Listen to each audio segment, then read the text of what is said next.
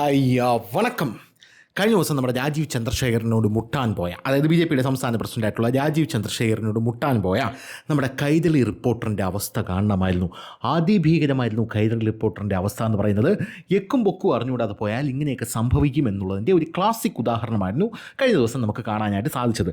അല്ല, സംഭവം വേറൊന്നുമല്ല. സംഭവം എന്ന് പറഞ്ഞാൽ ഈ കമ്മിക്കുട്ടന്മാർ നിരന്തരം പറഞ്ഞുകൊണ്ട് നടക്കുന്ന ഒരു കാര്യമുണ്ട്, നമ്മുടെ രാജ്യത്തിൻ്റെ കടം. അതായത് നമ്മുടെ രാജ്യത്തിന് കടമുണ്ട്, നമ്മൾ ഈ രാജ്യത്ത് കടമെടുക്കുന്നുണ്ട്. കേരളം മാത്രമാണോ കടമെടുക്കുന്നത്? നമ്മുടെ രാജ്യം കടമെടുക്കുന്നില്ലേ? മോദിജി കടമെടുക്കുന്നില്ലേ? ഈ നിൽക്കുന്ന നിർമ്മലാജി കടമെടുക്കുന്നില്ലേ? എന്നൊക്കെ പറഞ്ഞുകൊണ്ടാണ് കമ്മിക്കുട്ടന്മാർ ഇതിനെ അഡ്ജസ്റ്റ് ചെയ്യുന്നത് യഥാർത്ഥത്തിൽ. പക്ഷേ അതിനകത്ത് ഒരുപാട് കുഴപ്പങ്ങളുണ്ട്. ഈ അടവും കൊണ്ട് നമ്മുടെ ഗോവിന്ദൻ മാഷായി കൊടുത്ത ഈ സാധനവും കൊണ്ട് തൊടാതെ വിഴുങ്ങാനുള്ള ക്യാപ്സ്യൂളും കൊണ്ട് നേരെ BJP ഓഫീസിലോട്ട് വച്ച് പിടിച്ചതാണ്. പക്ഷേ സത്യം പറഞ്ഞാൽ നമ്മുടെ രാജീവ് ചന്ദ്രശേഖർ വലിച്ചു കീറി അടുപ്പി വെച്ചു എന്നുള്ളത് മാത്രമാണ് നമുക്കറിയാനായിട്ട് സാധിക്കുന്നത്. ആ വിഷ്വലി ഞാൻ കാണിക്കാം. അതിനു മുമ്പ് ഇവന്മാരുടെ ഈ ഒരു നെറേറ്റീവ് നമുക്ക് പൊളിക്കണം. അതായത് നമ്മുടെ രാജ്യത്തിന് കടമുണ്ട്, ഏകദേശം 195 അല്ലെങ്കിൽ 190, 200 ലക്ഷം കോടി രൂപ നമ്മുടെ രാജ്യത്തിന് കടമുണ്ട്. നമ്മളത് കടമെടുക്കുന്നുണ്ട്. ഈ കടമെടുക്കുന്നത് ഒരു കുറ്റമാണോ? ആണോ? അല്ല. കടമെടുക്കുന്നത് കുറ്റമല്ല. എപ്പോഴാണ് കടമെടുക്കുന്നത് കുറ്റമല്ലാതാകുന്നത്? പുളിശ്ശേരി അടിക്കാനായി കടമെടുത്താൽ അത് കുറ്റമാണ്. മറിച്ച് രാജ്യത്തിൻ്റെ പുരോഗതിക്ക് വേണ്ടി കടമെടുത്താൽ അതൊരു കുറ്റമല്ല. അമേരിക്കയുടെ കടം എത്രയാണെന്നറിയാമല്ലോ? 35 മുതൽ 39 ട്രില്യണാണ് അമേരിക്കയുടെ കടമെന്ന് പറയുന്നത്. അവന്മാർ പുളിശ്ശേരി അടിക്കാനായിട്ട്, അതായത് ആഡംബരത്തിന് വേണ്ടി കടമെടുത്ത് ഇപ്പം മുച്ചൂടും മുടിഞ്ഞ് അടച്ചുപൂട്ടലിൻ്റെ വക്കിൽ, രണ്ടാമത്തെ അടച്ചുപൂട്ടലാണ്, അതിൻ്റെ വക്കിലെത്തി നിൽക്കുകയാണ്. നമ്മൾ എന്തിനാണ് കടമെടുക്കുന്നത്? അത് നമ്മുടെ രാജ്യം എന്തിനാണ് കടമെടുക്കുന്നത്? നമ്മുടെ രാജ്യം കടമെടുക്കുന്നത് ബിസിനസ്സിലും ഇൻവെസ്റ്റ്മെൻറ്റുകളും നിക്ഷേപവും എല്ലാം നമ്മുടെ രാജ്യത്തേക്ക് കൊണ്ടുവരാനും അവരെ പരിപോഷിപ്പിക്കാനുമാണ് നമ്മൾ കടമെടുക്കുന്നത്. ഒരു ഉദാഹരണം പറഞ്ഞു തരാം. ഇവിടെ ഒരു കമ്മിക്കുട്ടൻ നിൽക്കുന്നു, ഇവിടെ ഒരു സാധാരണ മനുഷ്യൻ നിൽക്കുന്നു. ഈ കമ്മിക്കുട്ടൻ കടം 1 ലക്ഷം രൂപ എടുക്കുന്നു. എന്നിട്ട് ഇവൻ എന്ത് ചെയ്യുന്നു? നേരെ ക്ലബിൽ പോകുന്നു, പബ്ബിൽ പോകുന്നു, പാർട്ടിക്ക് ലെവി കൊടുക്കുന്നു, പിന്നെ കുറേയൊക്കെ തക്കിട തരികിടയൊക്കെ കാണിക്കുന്നു. അങ്ങനെ പല കാര്യങ്ങളും നടത്തി ഈ പൈസ അടിച്ചു കളയുന്നു. രണ്ടാമത്തെ ഇപ്പുറത്ത് നിൽക്കുന്ന സാധാരണ മനുഷ്യൻ ഈ 1 ലക്ഷം രൂപ മേടിച്ച് എന്ത് ചെയ്യുന്നു? അന്നത്തെ ഗോൾഡ് റേറ്റിൽ 1 പവൻ സ്വർണം, അല്ലെങ്കിൽ അന്നത്തെ ഗോൾഡ് റേറ്റിന് 1 പവനെങ്കിൽ 1 പവൻ, 1 ലക്ഷം രൂപയ്ക്ക് എത്ര സ്വർണം കിട്ടുന്നു അത് മേടിച്ച് വയ്ക്കുന്നു. അതാണ് ഇൻവെസ്റ്റ്മെൻറ്റ്, അതാണ് ഇൻവെസ്റ്റിംഗ് എന്ന് പറയുന്നത്. ഈ സ്വർണത്തിൻ്റെ വില കൂടുന്നതനുസരിച്ച് ഇപ്പുറത്ത് നിൽക്കുന്നവൻ്റെ പൈസയുടെ വാല്യൂ കൂടുകയും ഇപ്പുറത്ത് നിൽക്കുന്നവൻ ഈച്ച അടിച്ച് വായിൽ വിരലിട്ടുകൊണ്ടിരിക്കും എന്നുള്ളതാണ് നമുക്ക് മനസ്സിലാക്കാൻ കഴിയുന്ന കാര്യം. ഇത്രയും സിമ്പിളായിട്ടൊക്കെ എനിക്ക് പറഞ്ഞു തരാൻ പറ്റും. ഇനി ഇതിലും സിമ്പിളായിട്ട് പറയണമെങ്കിൽ എന്തായിരുന്നാലും വളരെ ലളിതമായിട്ട് നമുക്കൊന്ന് പറഞ്ഞുതരാം. അത് രാജ്യം കടമെടുക്കുന്നത് എന്തിനാണ്? നമ്മുടെ സർക്കാർ ഒരു വലിയൊരു വീട്ടുകാരനാണെന്ന് നമ്മൾ വിചാരിക്കുക. പണം വരുന്നത് എങ്ങനെയാണ്? നമ്മുടെ വീട്ടുകാരന് ടാക്സ്, അതായത് GST, income tax, petrol tax, fees, സർക്കാർ സർവീസ് ചാർജുകൾ, കമ്പനികളുടെ ലാഭം, PSU ഡിവിഡൻഡ് എന്നാണ് അതിനെ പറയുന്നത്. മറ്റ് വരുമാനങ്ങൾ, അതായത് പണം പോകുന്നത് എങ്ങനെയാണ് നമ്മുടെ സർക്കാരിന്? റോഡ്, പാലം, റെയിൽവേ, ആശുപത്രി, സ്കൂള്, സൈന്യം, പോലീസ്, ശമ്പളം, പെൻഷൻ, പാവപ്പെട്ടവർക്ക് സഹായം, റേഷൻ സ്കീം, പിന്നെ പലിശയടയ്ക്കൽ. അങ്ങനെ ചില വർഷങ്ങളിൽ വരുന്ന പണത്തേക്കാൾ കൂടുതൽ ചിലവും നമുക്ക് വരും. അപ്പോൾ സർക്കാർ എന്ത് ചെയ്യും? കടമെടുക്കും. അപ്പോൾ സർക്കാർ കടമെടുത്തിട്ട് എന്ത് ചെയ്യും? ഇതിനെ അങ്ങോട്ട് മാനേജ് ചെയ്യും. ഇന്ത്യ കടമെടുക്കുന്നുണ്ടോ? ഇന്ത്യ കടമെടുക്കുന്നുണ്ട്. ഇന്ത്യൻ സർക്കാർ തന്നെ കടമെടുക്കുന്നു എന്ന് സമ്മതിച്ചിട്ടുണ്ട്. പക്ഷേ കടമെടുക്കുന്നത് പ്രശ്നമല്ല, കടമെടുക്കുന്നത് എന്തിനാണ് എന്നുള്ളതാണ് പ്രധാനപ്പെട്ട പ്രശ്നമെന്ന് പറയുന്നത്. ഇതെങ്ങനെ തിരിച്ചടയ്ക്കുന്നു എന്നുള്ളതാണ് പ്രധാനപ്പെട്ട പ്രശ്നമെന്ന് പറയുന്നത്. ഇന്ത്യയുടെ കടം എത്രയാണ് എന്ന് ചോദിച്ചു കഴിഞ്ഞാൽ, മൊത്തം കടം, ടോട്ടൽ ഡെറ്റ് എന്ന് പറയുന്നത്, ഇന്ത്യയുടെ മൊത്തം സർക്കാർ കടം ഞാൻ പറഞ്ഞില്ലേ 190-200 ലക്ഷം കോടി വരുമെന്നുള്ളതാണ്. അതായത് 1 ട്രില്യൺ, കഷ്ടിച്ച് 1 ട്രില്യൺ വരുമെന്നുള്ളതാണ്. ഇത് കേന്ദ്ര സർക്കാരിൻ്റെയും സംസ്ഥാനങ്ങളുടെയും ചേർത്ത മൊത്തം കടമാണ് എന്ന് നമ്മൾ ആലോചിക്കണം. ഇനി വിദേശ കടം, എക്സ്റ്റേണൽ ഡെറ്റ്, വിദേശ രാജ്യങ്ങളിൽ നിന്ന് എടുത്ത കടം ഏകദേശം 700 ബില്യനാണ് എന്നുള്ളതാണ് പ്രധാനപ്പെട്ട കാര്യമെന്ന് പറയുന്നത്. പക്ഷേ ഇന്ത്യയുടെ കടത്തിൻ്റെ വലിയ ഭാഗം, അവിടെയാണ് നമ്മുടെ കളിയിരിക്കുന്നത്. നമ്മൾ കൂടുതലും കടമെടുക്കുന്നത് പുറത്തുനിന്നല്ല, വലിയ ഭാഗവും നമ്മുടെ ഉള്ളിൽ നിന്ന് തന്നെയാണ് നമ്മൾ കടമെടുക്കുന്നത്. അതാണ് നമ്മുടെ രാജ്യത്തിൻ്റെ ശക്തി എന്ന് പറയുന്നത്.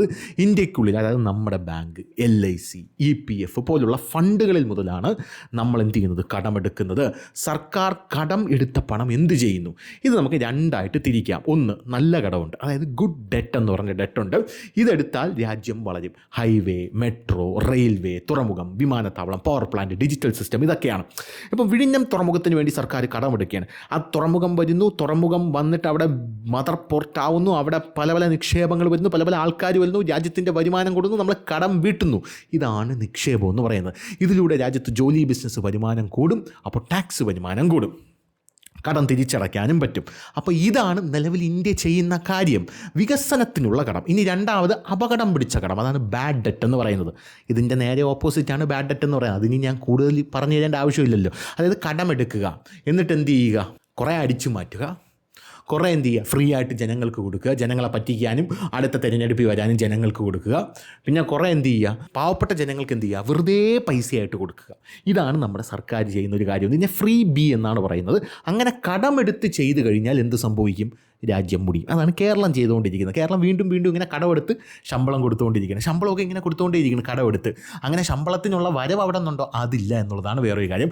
അനാവശ്യ സൗജന്യങ്ങളൊക്കെ ഇങ്ങനെ കൊടുത്തു. അപ്പോൾ ഇങ്ങനെയുള്ള പ്രശ്നങ്ങളൊക്കെ ഉണ്ടാകും. ഇങ്ങനെയായാൽ കടം തിരികെ അടയ്ക്കാൻ ബുദ്ധിമുട്ടും. നമ്മുടെ ഒരു നാടൻ ഭാഷയിലൊരു ഭാഷയുണ്ട്, അത് ഞാൻ ഇവിടെ പറയാനില്ല, കൂടി പോകും. എന്തായാലും കടക്കണിയിൽ അങ്ങനെ അകപ്പെടുന്നു. അപ്പോൾ ഈ കടം പ്രശ്നമാണോ എന്ന് നോക്കേണ്ടത് ഡെറ്റ് ടു GDP റേഷ്യോ വെച്ചിട്ടാണ്. അതായത് GDP, ഇന്ത്യ ഒരു വർഷം ഉണ്ടാക്കുന്ന മൊത്തം പണം വരുമാനം പോലെയുള്ള ഇന്ത്യയുടെ കടം ഏകദേശം എത്രയാണ്? GDPയുടെ 55 to 60% ചുറ്റും എന്ന് പറയാം. ഇതൊരു ഭീകര സംഭവം എന്ന് പറയാം. പല രാജ്യങ്ങളിലും 80%, 100%, 150% വരെയാണ് GDPയുടെ കടം വെച്ച് അവർ ജീവിച്ചു പോകുന്നത്. അതുകൊണ്ടാണ് ഇന്ത്യ ഇപ്പോൾ തകരാൻ പോകുന്നില്ല, എപ്പോഴും ഈ കടം കൊണ്ട് തകരാൻ പോകുന്നില്ല എന്ന് പറയുന്നത്. പോരാത്തതിന് ഇന്ത്യ എന്ത് ചെയ്യുകയാണ്, ഈ കടമെടുത്ത് നമ്മൾ നിക്ഷേപിക്കുകയാണ് സുഹൃത്തുക്കളെ, നിക്ഷേപിക്കുകയാണ്. ഈ കടം കൺട്രോൾ ചെയ്യാതെ പോയാലാണ് ഭാവിയിൽ പ്രശ്നം ഉണ്ടാകുന്നത്. അല്ലെങ്കിൽ രാഹുൽ ഗാന്ധിയെ പോലെ തലതിരിഞ്ഞ ഈ എടുത്ത കടമൊക്കെ ഇനി എന്തിൽ നിക്ഷേപിക്കണം, എങ്ങനെ നിക്ഷേപിക്കണം, ഇതെന്ത് ചെയ്യണം, പട്ടായെ പോയി അടിച്ചു പൊളിക്കണോ, നേപ്പാളിൽ പോകും, അവിടെ നൈറ്റ് ക്ലബ്ബ് ഉണ്ടല്ലോ, എങ്ങനെയൊക്കെ ചിന്തിക്കുന്ന ഒരു പ്രധാനമന്ത്രി ചിലപ്പോൾ വന്നു കഴിഞ്ഞാൽ നമ്മുടെ രാജ്യത്തിൻ്റെ കാര്യം കട്ടപ്പോഹ എന്ന് മാത്രമേ നമുക്ക് പറയാനുള്ളൂ. അല്ലെങ്കിൽ ഇതൊക്കെ മാനേജ് ചെയ്യാൻ അറിയുന്ന ഒരാൾ വന്നു കഴിഞ്ഞാലുണ്ടല്ലോ, അതിപ്പോൾ രാജ്യത്തിൻ്റെ കാര്യമില്ല, വീട്ടിലായാലും അങ്ങനെ തന്നെ. ഒരു വീട്ടിൽ ഒരാൾക്ക് ഒരു കോടി ലോട്ടറി അടിക്കുന്നു എന്ന് വിചാരിക്കുക, അള്ളുപിള്ളായിട്ട് കളയുന്നവരും ഉണ്ട്, നല്ല രീതിയിൽ പൈസയെക്കുറിച്ച് പഠിച്ച് ഇൻവെസ്റ്റ് ചെയ്യുന്ന ആൾക്കാരും ഉണ്ട്. അതുപോലെ തന്നെയാണ് സെറ്റപ്പ് എന്ന് പറയുന്നത്. ഇന്ത്യ കടം എങ്ങനെയാണ് തിരിച്ചടയ്ക്കുന്നത്? നമ്മുടെ രാജ്യം കടം വീട്ടുന്നത് ടാക്സ് വരുമാനം വഴി കടം വീട്ടും, GST വഴി വീട്ടും, സാമ്പത്തിക വളർച്ച വഴി വീട്ടും. രാജ്യം വളരുമ്പോൾ കമ്പനികൾ വളരും, ജോലി കൂടും, വരുമാനം കൂടും, ടാക്സ് കൂടും, സർക്കാർ ബോണ്ട്, പിന്നെ റീഫൈനാൻസ്, പഴയ കടം തീർക്കാൻ പുതിയ കടം എടുത്ത് മാനേജ് ചെയ്യും. ഇത് വീടിൻ്റെ ലോൺ പോലെ തന്നെയാണെന്നുള്ളതാണ് പ്രധാനപ്പെട്ട കാര്യം. ചിലവുകൾ കുറച്ച്, അനാവശ്യമില്ലാത്ത ചിലവുകൾ എന്തു ചെയ്യും, അത് നല്ലപോലെ കുറയ്ക്കും. അങ്ങനെ കടം വീട്ടും. നമ്മുടെ ധനമന്ത്രിയൊക്കെ വല്ല വണ്ടി കണ്ടിട്ടുണ്ടോ? 10 വർഷം പഴക്കമുള്ള പഴയ മാരുതി സുസുക്കിയിലാണ് നമ്മുടെ ധനമന്ത്രി വരുന്നത്. അതിൻ്റെ ഏതോ ഒരു മോഡലിലാണ് വരുന്നത്. അങ്ങനെയാണ് നമ്മുടെ മന്ത്രിമാർ പോലും ജീവിക്കുന്നത്. ഇനി ഈ കടം ഭാവിയിൽ തകർക്കുമോ നമ്മളെന്ന് ചോദിച്ചാൽ അത് തകർക്കില്ല എന്നുള്ളതാണ് ഇതിൻ്റെ പ്രധാനപ്പെട്ട കാര്യം. അപ്പോൾ ഇതൊക്കെയാണ് ഇതിൻ്റെ പ്രശ്നമെന്ന് പറയുന്നത്. അങ്ങനെ കടമെടുക്കുക എന്നുള്ളത് ഒരു പാതകമല്ല. അങ്ങനെ മുടിയുകയാണെങ്കിൽ ഇപ്പോൾ ആദ്യം മുടിയാൻ പോകുന്നത് അമേരിക്കയാണ് എന്നുള്ളതാണ്. എന്തായിരുന്നാലും ഇപ്പോൾ നിങ്ങൾ 1 ലക്ഷം രൂപ കടമെടുത്തു എന്ന് കരുതുക, നല്ല കാര്യം. അതുകൊണ്ട് ഒരു കോഴ്സ് പഠിച്ച് ജോലി കിട്ടി, മാസം 30,000 വരുമാനം, കടം തിരിച്ചു കൊടുക്കാം. ഇനി അത് വെറുതെ ഫോണ്, ഫാൻസി സാധനങ്ങൾ വാങ്ങി പുളിശ്ശേരി അടിച്ചു എന്ന് വിചാരിക്കുക, നമുക്ക് EMI അടയ്ക്കേണ്ടി വരും. EMI അടയ്ക്കുമ്പോൾ കയ്യിലിരുന്നതും പോയി, കടിച്ചു പിടിച്ചതും പോയി എന്നുള്ള രീതിയിലാവും. അപ്പം നമ്മുടെ രാജ്യം പോകുന്നത് ആദ്യത്തെ കേസിലാണ്. അതായത് നമ്മൾ ഇൻവെസ്റ്റ് ചെയ്യുകയാണ് ഈ കടമെടുത്ത സാധനങ്ങൾ കൊണ്ട്. ഇന്ത്യ കടമെടുക്കുന്നുണ്ട്, എടുക്കുന്ന കടം നല്ല അന്തസ്സായിട്ട് അടയ്ക്കുന്നുണ്ട്. മറ്റേ അവന്മാരെ എടുത്തല്ലോ കോൺഗ്രസ്, ഓയിൽ ബോണ്ട് എന്നൊക്കെ പറഞ്ഞ് ഇറാൻ്റെ കയ്യിൽ നിന്ന് 10-40,000 കോടിയാണ് എടുത്തത്. നരേന്ദ്രമോദി ഇപ്പോഴാണ് അത് അടച്ചു തീർത്തത്. എന്നിട്ട് പെട്രോളിന് ഇത്തിരി പൂരം വില കൂട്ടിയപ്പോൾ നീയൊക്കെ എന്താടാ പറഞ്ഞത്, കക്കൂസിന് കൊളുത്ത് വയ്ക്കാനാണെന്നല്ലേ? ഉല്ലു കപ്പാട്ട ബന്ദർ കബ്ബച്ചേ. ഇതാണ് സംഭവം. അയ്യോ, മറ്റേ വീഡിയോ കൂടെ കാണിക്കാം. മറ്റേ വീഡിയോ കൂടെ കണ്ടിട്ട് രാജീവ് ചന്ദ്രശേഖരനെ അങ്ങനെ പൊളിച്ചടുക്കുന്നത് കൂടെ കണ്ടിട്ട് നമുക്ക് ഗുഡ് ബൈ പറയാം. അപ്പം ശരി. അത് നല്ല ചോദ്യം. ഇത് എനിക്ക് പൊളിക്കണം. താങ്ക് യു, ചോദിച്ചതിൽ താങ്ക് യു. നോക്ക്, അല്ല ഈ പ്രചരണത്തിൽ പൊളിക്കണം. ഈ കടം വാങ്ങേണ്ടത് എന്തിനാണ്? ഇൻവെസ്റ്റ്മെന്റ് ചെയ്ത് ഒരു ആസറ്റ് ഉണ്ടാക്കി ആ സംസ്ഥാനത്തിന് മുമ്പോട്ട് കൊണ്ടുപോകാനാണ് കടം വാങ്ങുന്നത്. സംസ്ഥാന ഗവൺമെന്റ് കടം വാങ്ങുന്നത് എന്തിനാണ്? അത് ഞാൻ ചോദിക്കുന്നു. 22 ലക്ഷം കോടി സ്പെൻഡ് ചെയ്ത് കഴിഞ്ഞിട്ട് ഇന്ന് എന്താണ് അവർ സൃഷ്ടിച്ചത്? സെൻട്രൽ ഗവൺമെന്റ് കടം വാങ്ങിച്ചു, അവരെ കടം കൂടുതലായി. എവിടെയായിരുന്നു ഇന്ത്യൻ്റെ ഇക്കോണമി 2014? ദുർബലമായ 5ാമത്തെ ഇക്കോണമി. ഇന്ന് എവിടെയാണ്? ഏറ്റവും ഫാസ്റ്റസ്റ്റ് ഗ്രോയിങ് ഇക്കോണമി ആയിട്ട് മാറിയ കൺട്രിയാണ്. കാരണം ആ കടം വാങ്ങിച്ചിട്ട് ഇൻവെസ്റ്റ് ചെയ്യുന്നു. കടം വാങ്ങിച്ചിട്ട് കീശയിലിടല്ല, സഖാവന്മാർക്ക് പെൻഷൻ കൊടുക്കാനല്ല, അതാണ് വ്യത്യാസം. അല്ലല്ല, സഖാമാർക്ക് പെൻഷൻ, ഞാൻ പെൻഷനല്ല പറഞ്ഞു. അതെ. അപ്പോ അഴിമതി അതിനല്ല, കടം നാടിനെ നന്നാക്കാനും നാടിന്റെ സാധ്യത യാഥാർത്ഥ്യമാക്കാൻ ഇൻവെസ്റ്റ് ചെയ്യുന്ന കടമാവണം. ഞാൻ കൃത്യമായി പറയാൻ ആഗ്രഹിക്കുന്നു, BJP NDA സർക്കാരിലുണ്ടെങ്കിൽ, അത് എവിടെ നോക്കിയാലും, UP യിലുണ്ടെങ്കിലും എവിടെ നോക്കിയാലും കടമെടുക്കും, നോ ഇഷ്യൂസ്. പക്ഷെ കടം എടുത്തിട്ട് എന്താ ചെയ്യുന്നത്? ഡേറ്റാ സെന്റർ ഉണ്ടാക്കുന്നു, ഹൈവേസ് ഉണ്ടാക്കുന്നു, അങ്ങനെ ഇക്കണോമിക് ആക്ടിവിറ്റീസ് ട്രിഗർ ചെയ്യുന്ന കാര്യങ്ങളിൽ ഇൻവെസ്റ്റ് ചെയ്യുന്നു. ഇവിടെ എന്താണ് ചെയ്തിരിക്കുന്നത്? ഒരു കാര്യം ഒന്ന് പറഞ്ഞോളൂ. ഈ 22 ലക്ഷം കോടി ചെലവാക്കി 10 കൊല്ലം കഴിഞ്ഞിട്ട് എന്താണ് ഈ സർക്കാർ ചെയ്തു തന്നിരിക്കുന്നത്? ഒന്ന് പറയും.